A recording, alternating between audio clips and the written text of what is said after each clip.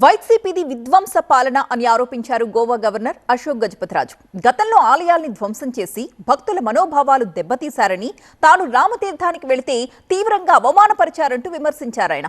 నాటి మంత్రులకు ఈవోలు అనుకూలంగా వ్యవహరించారని చెప్పారు. అయితే అశోక్ గజపతిరాజు వ్యాఖ్యలపై వైసీపీ నేతలు ఇప్పుడు మండిపడుతున్నారు. తర్వాత అడిగితే ఆ పొట్టివాడు ఎవరంటే ఆ రోజు ఉన్న ఎండోమెంట్స్ మినిస్టర్ అంటే మంత్రులు ఇదే పని చేస్తారు. ఈఓలంతా అలాగే బూట్లు నాకా కూర్చున్నారు. ఇది తప్పు అని నేను అంటాను. అడ్వకేట్ ఉండడం కావాలంటే నేను తాళం వేసుకుని క్యూ ఆపేస్తాను, నా జేబులో పెట్టి అక్కడ కూర్చుంటారు, నేను పంపించిన వాళ్ళని లోపల పంపిస్తానని ఇది ప్రజాప్రతినిధుల ప్రవర్తన. ఆ పిరికి వాడు ఈఓ అది కూడా కంట్రోల్ చేయలేని దుస్థితి మన రాష్ట్రం వెళ్ళింది. అలా రాకూడదు. దయచేసి అందరూ ఆ ధర్మాన్ని పాటించండి. నీ సొంత మతాన్ని నువ్వు ఆరాధించు, అవతల మతాన్ని గౌరవించు. మన సంస్కృతి అది.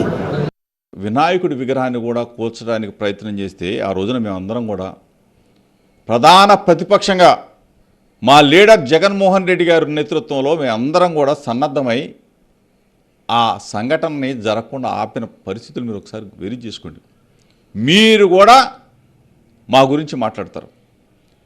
నిజమైన పాలకులం, నిజమైన హిందూయిజాన్ని నిలబెట్టిన వాళ్ళం మా పార్టీ వైఎస్ఆర్ కాంగ్రెస్ పార్టీ, మా లీడర్ జగన్మోహన్ రెడ్డి గారు అని చెప్పేసి మీరు గుర్తుంచుకోండి.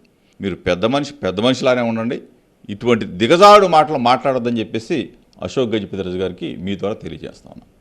ఇప్పుడు ఆయనకు బిస్కెట్ ఒకటి పడేసాడు చంద్రబాబు నాయుడు. గోవాలో సముద్రం ఒడ్డున ఆయనకు 2 అలవాట్లు ఉన్నాయి.